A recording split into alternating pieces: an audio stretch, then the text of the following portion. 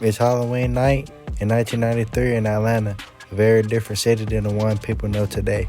The early 90s are still marked by the crack epidemic, rising crime, and the hip-hop scene just beginning to find its identity. Outkast is forming, with Big Boy and Andre 3000 still teenagers crossing paths. T.I. is just 13 at the time, experimenting with music. Meanwhile, one artist is already becoming a national figure. Tupac Shakur is 2 albums into his career. Tupacalypse Now is already going gold. Strictly for My Niggas is solidifying him as one of rap's most outspoken and controversial voices. On this specific night, Tupac had just finished performing at Clark Atlanta University. After the show, he was riding in a limousine back to his hotel with his entourage. While stopped near an intersection, Tupac noticed 2 white men assaulting a black man in the street. Believing it was a violent situation, Tupac ordered the driver to pull over. He exited the vehicle and confronted the man, telling them to stop. The 2 men, later identified as off-duty police officers Mark Whitwell and Scott Whitwell, responded aggressively and told Tupac to leave.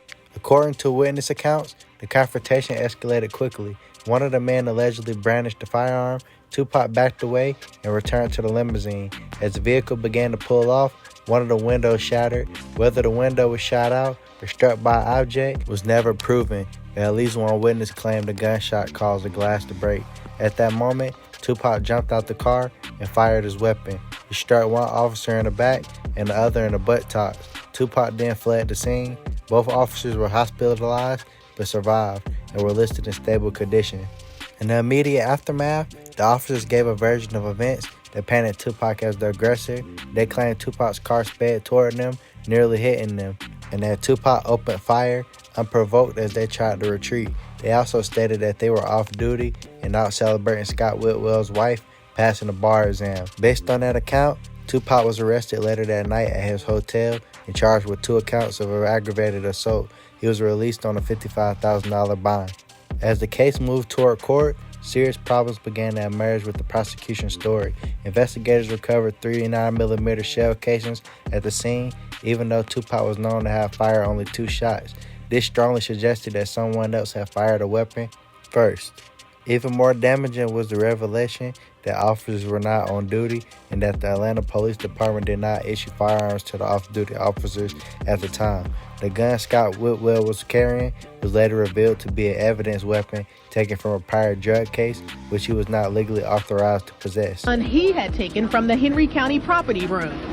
This was a weapon which he had no right to have. This is Henry County narcotics weapon, sir. Yeah. A weapon he seized that was supposed to be in the property room. So. No, sir, a weapon that I seized from a case that had been disclosed. These details shifted the narrative entirely. Tupac's legal team argued that he acted in self-defense after being confronted and fired upon by armed civilians who happened to be police officers. The lack of physical evidence supporting the officers' claims, combined with inconsistencies in their statements, weakened the case against Tupac. 7 months later after the shooting, Mark Whitwell resigned from the police force.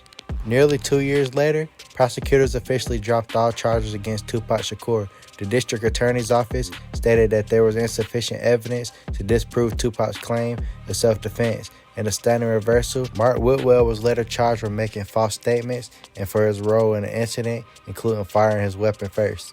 Although Tupac avoided a criminal conviction, the situation didn't end there. Scott Whitwell filed a civil lawsuit against Tupac, seeking damages for injuries, lost wages, and emotional suffering. The criminal case may have been over, but the controversy followed Tupac for years.